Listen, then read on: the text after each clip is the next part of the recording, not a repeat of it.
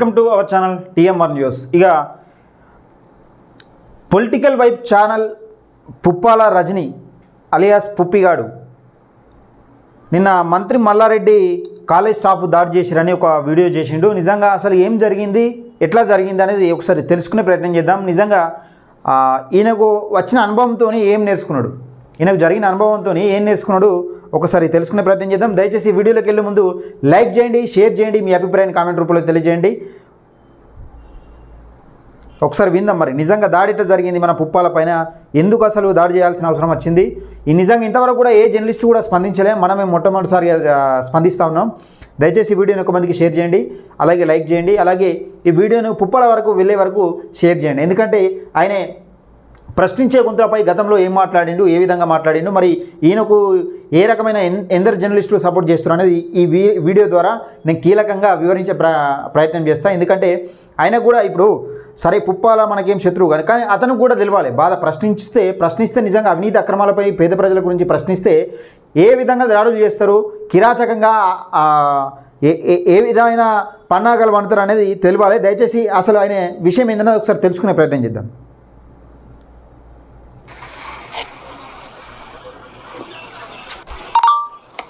బట్టలు చదువుకుంటా పొద్దున్న నెంబర్ తీసుకొని పోయి బట్టలు చదువుకుంటా అమ్మ చూడప్ప మహాని కాలేజ్ అయిన సంగతి మన సంగతి ఏంటనే చూసే వస్తా నేను. ఇక నిన్ను మిమ్మల్ని ఇంటికాడ దించుతా, మన సంగతి చూసినాక అనుకుంటా కత్తాయి.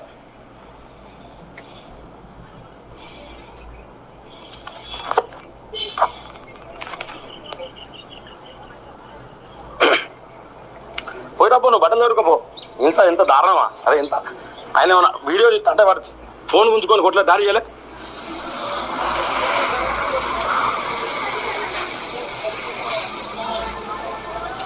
యూట్యూబ్ ప్రేక్షకులకు నమస్కారం. నేను ఇక్కడ మల్లారెడ్డి కాలేజీలో ఉన్న మిత్రులారా, ఈ యొక్క మల్లారెడ్డి కాలేజ్ ఏం చేసిందంటే ఫీజులు తీసుకొని కూడా విద్యార్థులను చాలా ఇబ్బంది పెడుతుంది. అడిగేదానికి వస్తే పేరెంట్స్ మీద మా అందరి మీద దాడి చేసి ఇవ్వాలి. ఇక్కడ మా ఫోన్లు గుంజుకున్నారు, దాదాపు 10-20 మంది ఆడోళ్ళు మగవాళ్ళు అందరు కలిసి ఫోన్లు గుంజుకున్నారు. దానికి ప్రత్యక్ష సాక్షులు కూడా చాలా మంది నా దగ్గర కొన్ని వీడియోస్ ఉన్నాయి, మీకు షేర్ చేస్తా. ఈ దాడి ఎంత దారుణం అంటే చాలా దారుణం. లక్షల రూపాయలు మా దగ్గర తీసుకొని 1 year కాకముందే ఫీజులు తీసుకొని ఒక కాలేజీలో ఎంత దారుణం అంటే పేరెంట్స్ మీద దాడి చేశారు. ఈ దాడికి సంబంధించి ఫోన్లు గుంజుకున్నారు, ఫోన్లు కింద పడేశారు. దీనికి సంబంధించి చాలా మంది వాళ్ళ సీసీటీవీ ఫుటేజీలు పరిశీలించినా కూడా అవి దొరుకుతాయి మిత్రులారా.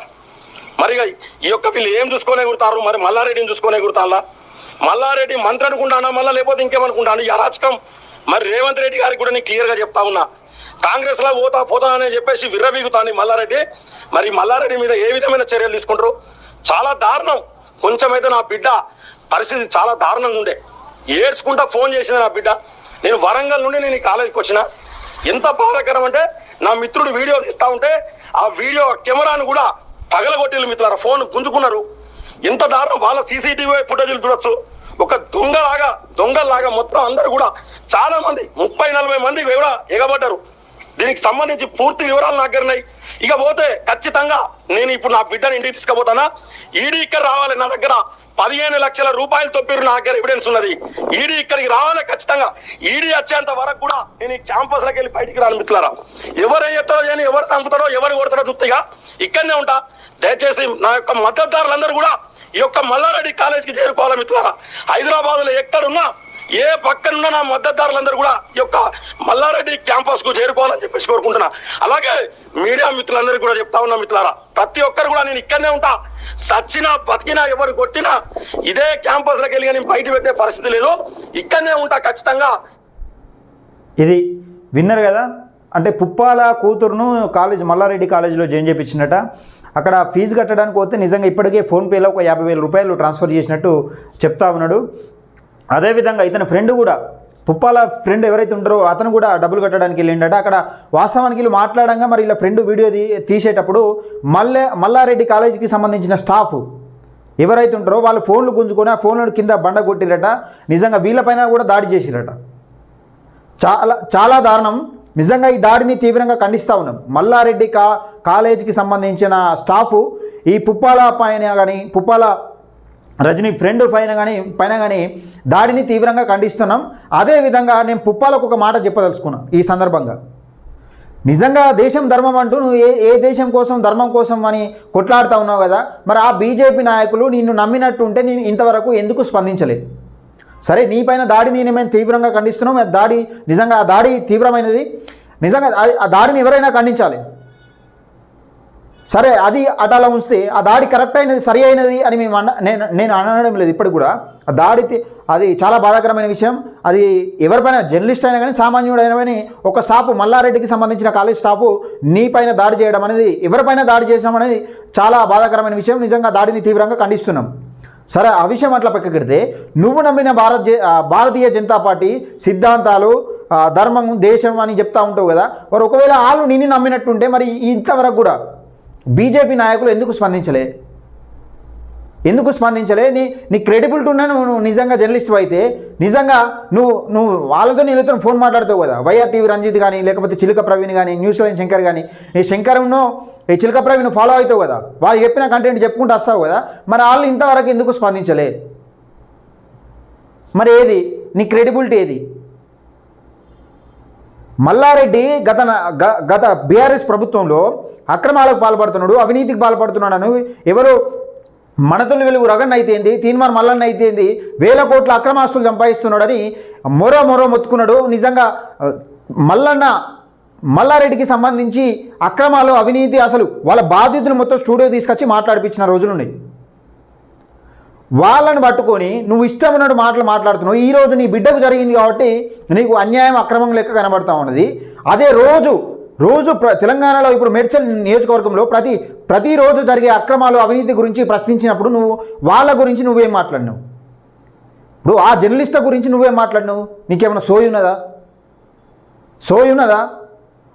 మనతులు వెలుగు రగన్నను పట్టుకొని నలికుట్లోడంటివి, తీన్మర్మలను పట్టుకొని మల్లిగాడి అంటివి ఇష్టమున్న మాట్లాడుతూ, అంటే వాళ్ళు పేద ప్రజల కోసం అనునిత్యం నిజంగా మల్లారెడ్డి చేస్తున్న అవినీతి అక్రమాలపైన కొట్లాడిర్రు, ప్రశ్నించిర్రు. వాళ్ళపైన అక్రమ కేసులు కూడా అయినాయి, దాడులు జరిగినాయి, ఎన్నో దాడులు జరిగినాయి. ఈరోజు నీ మీద దాడి జరిగితే దాడుల గురించి గుర్తుకొచ్చింది. నీవు అన్యాయం, నీ బిడ్డకు అన్యాయం జరిగితే అన్యాయం గురించి నీకు గుర్తుకొచ్చింది. ఇప్పుడు స్పందించమను, ఏ ఒక్క బీజేపీ నాయకుడిని స్పందించమను. ఎందుకంటే నీ క్రెడిబిలిటీ అనేది నువ్వు పోగొట్టుకున్నావు. ఈ బీజేపీ నాయకులు స్పందించరు, నీకున్న జర్నలిస్టులు. ఇప్పుడు నువ్వు మాట్లాడుతావు కదా, వైఆర్ టీవీ రంజిత్ కానీ, వాళ్ళు కానీ, వీళ్ళు కానీ తీసుకొచ్చిన వాళ్ళు ఎవరు ఒక స్పందించి ఒక వీడియో పెట్టమని, నీ గురించి న్యూస్ లైన్ శంకర్ను పెట్టరు. ఎందుకంటే మీరు పార్టీలకు తొత్తులుగా ఎప్పుడైతే వ్యవహరిస్తున్నారో అప్పుడే మీ క్రెడిబిలిటీ అనేది పోగొట్టుకున్నారు. మీ క్రెడిబిలిటీ అనేది పోగొట్టుకొని ఇప్పుడు ఎవరు పెట్టరు? చిలుక ప్రవీణ్ పెట్టాడు, వైఆర్ టీవీ రంజిత్ పెట్టాడు, న్యూస్ లైన్ శంకర్ పెట్టరు. ఇలా ఆల్టర్నేట్గా వాళ్ళు బీఆర్ఎస్ వైపు జోక్తా ఉన్నారు. మల్లారెడ్డి బీఆర్ఎస్లో ఉన్నాడు కాబట్టి వాళ్ళు దీనికి సంబంధించిన అంశం ఎక్కడ కూడా మాట్లాడరు. ఎవరు కూడా నీ గురించి వీడియోలు చేయరు, ఎవరు కూడా నీ గురించి లైవ్లో పెట్టరు, ఒక్క ముక్క కూడా నీ గురించి మాట్లాడరు. ఒకవేళ నీకు ఎంత ఫ్రెండ్షిప్ ఉన్నా కానీ ఒక వీడియో చేయమని చెప్పు చూద్దాం. నువ్వు మాట్లాడినావు కదా మనతుల వెలుగు రగన్న గురించి, నల్లికుట్లోడు అది ఇది అని. ఆ రగన్ననే అక్రమ కేసులు పెడితే నిజంగా దొంగదారిలో గుంజుకపోతే మార్కెట్ల కాంచెల్లి ప్రశ్నించిండు. 15 రోజులు జైల్లో ఉన్నా కానీ, నిజంగా రోజులు జైల్లో ఉన్నా కానీ ఈ బీఆర్ఎస్ నాయకులపైన అక్రమాలపైన ప్రశ్నించమని ఏ రోజు కూడా ఆపలే. తీన్మార్ మల్లన్న నువ్వు ఇష్టమున్నట్టు మాట్లాడినావు. నీ కేవలం నీ వ్యూస్ కోసం, నీ ఛానల్ సబ్స్క్రైబర్స్ కోసం ఇష్టమున్న మాట్లాడినావు. ఈరోజు నీకు అర్థమవుతుంది. వాళ్ళు చేసిన పోరాటంలో వాళ్ళు కొట్లాడడంలో నువ్వు కనీసం చారణమంత కూడా కాదు, చారణ కాదు, ఒక గోరు మందం కూడా కాదు. నువ్వు వాళ్ళు కొట్లాకు కనీసం ఒక గోరు మందం కొట్లాడిన నీకు షుగర్ లెవెల్స్ అనేది పెరుగుతాయి తెలుసా? ఈరోజు అన్యాయం, అక్రమాలు గుర్తుకొచ్చినాయి. ఈడీ రావాలి, 15 లక్షలు కట్టినావాడ, ఈడీ రావాలని మాట్లాడుతున్నావు. వాస్తవమే, 15 లక్షలు కట్టినావు, నువ్వు నీకు అన్యాయం జరిగింది వాస్తవమే. కానీ బీజేపీ నాయకులు కానీ, నువ్వు నమ్ముకున్న నీ జర్నలిస్టులు కానీ ఎక్కడ వేరు? మరి ఒక్కసారి ఆలోచించుకొని క్రెడిబిలిటీ అనేది ఎక్కడ పోగొట్టుకుంటున్నావు? ప్రశ్నించేవాడిని ప్రశ్నిస్తే ప్రశ్నించే గొంతు అవ్వవు. ప్రజల కోసం నిస్వార్థంగా పనిచేస్తే, నేను ఈ సందర్భంగా చెప్తా ఉన్నా, ప్రజల కోసం నిస్వార్థంగా పనిచేస్తే ప్రశ్నించే గొంతు అవుతావు తప్ప నువ్వు ప్రశ్నించే వాళ్ళని ప్రశ్నించి జర్నలిస్టులను టార్గెట్ చేసి, నిజంగా ప్రశ్నించే గొంతులను జర్నలిస్టులను టార్గెట్ చేస్తే వాళ్ళు అబద్ధాలు చెప్తే చెప్పు, తప్పట్లేదు. కానీ వాళ్ళు నిస్వార్థంగా కొట్లాడుతారు. వాళ్ళ కుటుంబాన్ని విడిచిపెట్టి, వాళ్ళ భార్య పిల్లల్ని విడిచిపెట్టి ప్రజల కోసం కొట్లాడుతూ ఉన్నాడు. తెలంగాణలో పేదవానికి అన్యాయం జరుగుతాయి. తొలివెలుగు రఘు కానీ, తీన్మార్ మల్లన్న కానీ, దాసరి శ్రీనన్న కానీ వాళ్ళు కొట్లాడుతూ ఉన్నారు. వాళ్ళ గురించి నువ్వు పార్టీలకు అతీతంగా వాళ్ళు కొట్లాడుతూ ఉన్నావు. ఇప్పటి కూడా తీన్మార్ మల్లన్న బాధితులు వస్తూ ఉన్నారు. తీన్మార్ మల్లన్న క్యూన్స్ కూడా బాధితులు వస్తూ ఉన్నారు ఇతర సమస్యల గురించి. తీన్మార్ మల్లన్న ఓన్లీ కాంగ్రెస్ పార్టీకి సంబంధించిన వ్యవహారాలు చూస్తూ ఉంటే తీన్మార్ మల్లన్న దగ్గరికి ఎందుకు న్యాయం కోసం వస్తూ ఉన్నారు? అది ఎంత పవిత్రంగా నిజంగా ఆ క్రెడిబిలిటీ అనేది ఎంత మంచిగా మెయింటైన్ చేస్తున్నా అనేది ఒక్కసారి ఆలోచించుకో. నీలాగా పార్టీలకు జోకడం కాదు, ప్రజల పక్షాన మాట్లాడు. ఇప్పటికైనా తీన్మార్ మల్లన్న కాంగ్రెస్ పార్టీలో ఉన్నా కానీ ప్రజల పక్షాన మాట్లాడుతూ ఉన్నాడు. ఇప్పటికి కూడా ప్రజలకు ఏం అన్యాయం జరిగిందో, నిజంగా ఎలాంటి కార్యక్రమాలు జరుగుతున్నాయి కళ్ళ కట్టినట్టు వివరించిండు. గత ప్రభుత్వ పాలకులపై ఎలాంటి అరాచకాలు చేసిండో అనేది ప్రజలకు కళ్ళ కట్టినట్టు చూపించారు. వాళ్ళు చేసిన పోరాటంలో నీకు చారణ మందం కాదు, ఒక గోరుమందం చేసినా నీకు షుగర్ లెవెల్స్ పెరుగుతాయని ఈ సందర్భంగా నేను తెలియజేస్తా ఉన్నా.